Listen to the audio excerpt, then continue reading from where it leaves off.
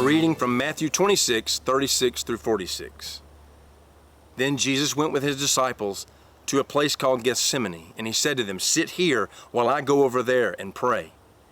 He took Peter and the two sons of Zebedee along with him, and he began to be sorrowful and troubled.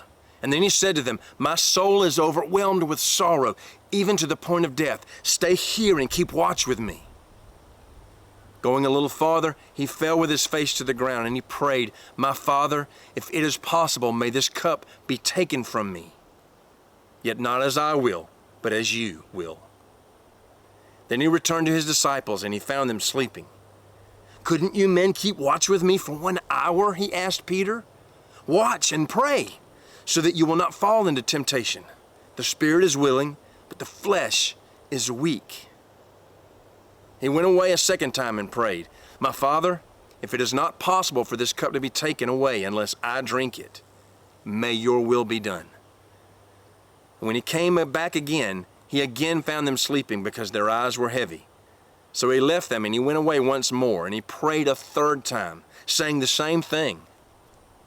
And then he returned to his disciples and said to them, "Are you still sleeping and resting? Look, the hour has come, and the Son of Man is delivered into the hands of sinners. Rise, let us go, for here comes my betrayer." Hi, I'm Brad Burke, worship minister of the Lynn Haven Methodist Church. I'm out here in the woods.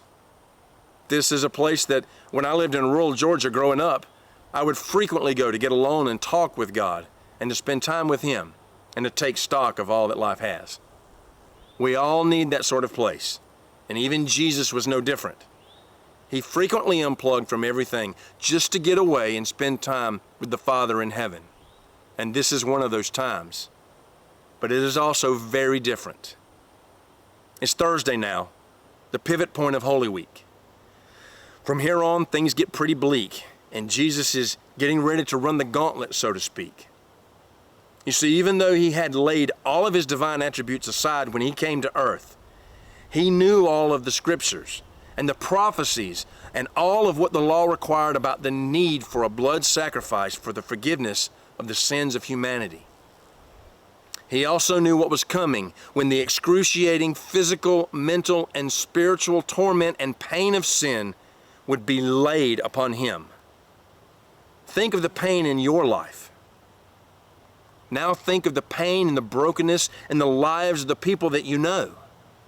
Look around at the entire world, the torrent of evil and wickedness that happens in this fallen world. Now imagine the weight and the consequences of every bit of that being placed on one singular individual.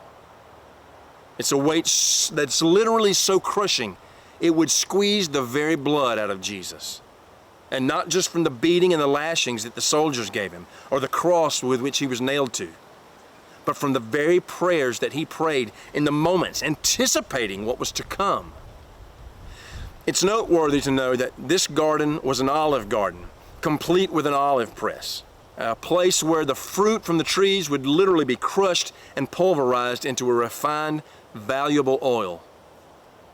Though the next day would hold horrible torture and pain, the crushing of Jesus really begins in this solemn, melancholy garden, where he has come to connect to God the Father.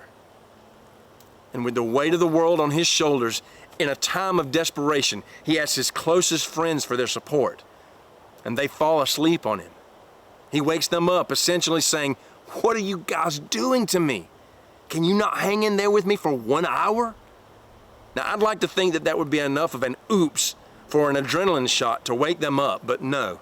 Again, they fall asleep. In spite of all of this, though, Jesus still shows us the way of perfect obedience and of submission.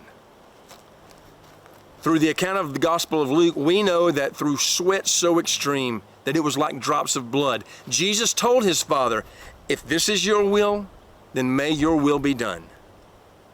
And then he goes and wakes up his friends again.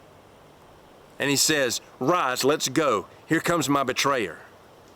Jesus didn't sit around and wait for what was coming. Jesus got up and walked towards it. Obedience in spite of the consequences that he knew full well. The Lamb of God who would soon provide a cure for the sin, the brokenness, the pain, the death, and all of the evil that hell itself could create. He was ready, and he walked through it to his victory. So if you've never heard it before, or if you need to hear it again, then hear this. When you are facing the absolute worst that life has in this fallen world, remain obedient, even to the end, to the will of God, because you are so not alone. That Lamb of God, he stands with you, and he will take you through until victory is won. Go in peace.